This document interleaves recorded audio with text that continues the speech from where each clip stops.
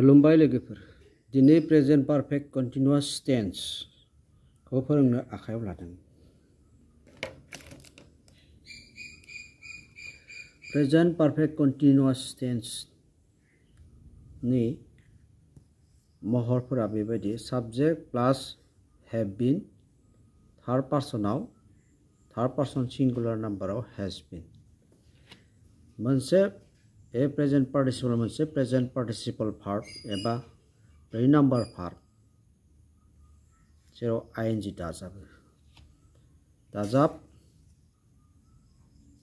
Object एबा complement दाजाब since four प्लास कम्प्लेमेन्ट बेबायदि दाजाबनो जों हायो। जेरै फार्स्ट पार्सन आईनि I have been reading a book for an hour. आं 1 घन्टा हमनानै गांसे बिजाब फरायगासिनो दं। बे बाथ्राया मोनसे गोबाव सम हमनानै फरायबाय थानायखौ दासिमबो फोरमायदों।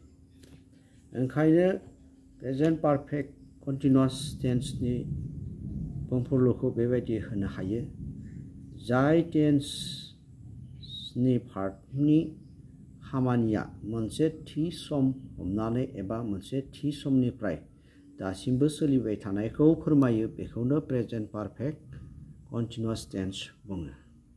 बेयाव सिन्स आरो four दाजाबथारनांगौ। I have been reading a book for an hour. आं 1 घन्टा हमनानै फरायगासिनो दङ। মই 1 ঘণ্টা ধৰি এখন কিতাপ পঢ়ি আছো। आं फरायगासिनो दङ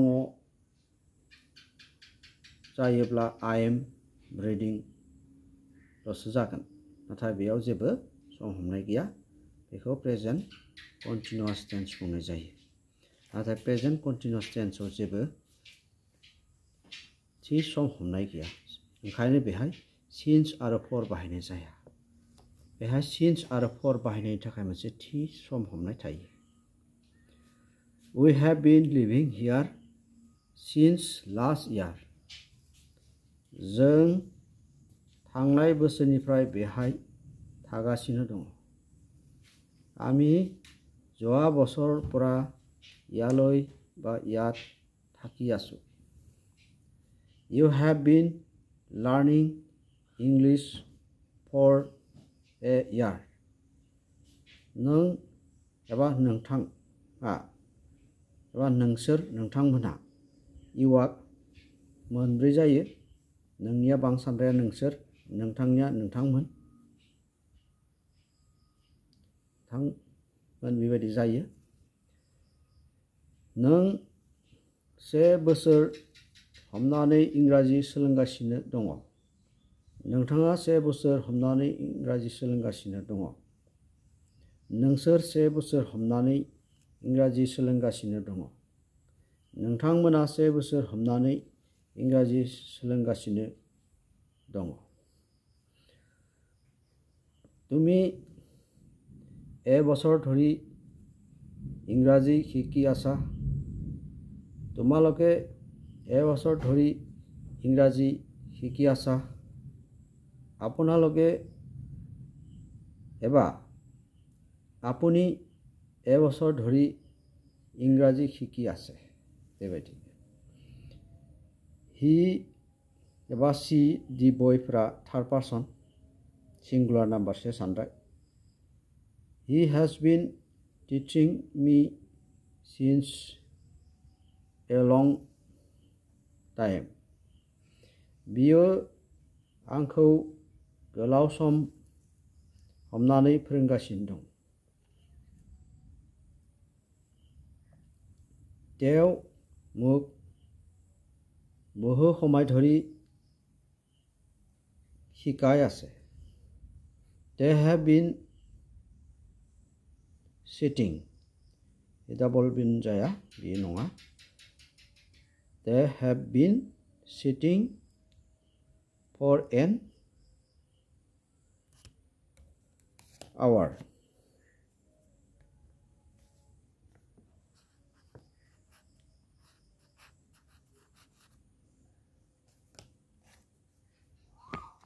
they have been sitting for an hour बिसोर से घन्टा हमनानै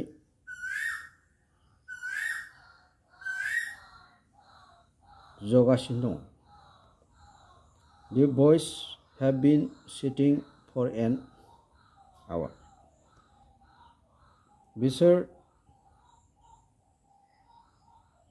से घन्टा हमनानै जगासिनो दङ সিহঁতে एक घन्टा धरि বহি আছে লৰাবোৰে एक घन्टा धरि বহি আছে बेबायदि गोबाव सम हमनानै जुदि फोरमायोब्ला जोङो प्रेजेन्ट पारफेक्ट कन्टिन्युअसआव बाहायनो हायो प्रेजेन्ट पारफेक्ट कन्टिन्युअसखौ जों रोंग्रोनो थाखाय I have been reading we have been reading बेबायदि फर्मेशनखौ दाग्रोना लानांगोन you have been reading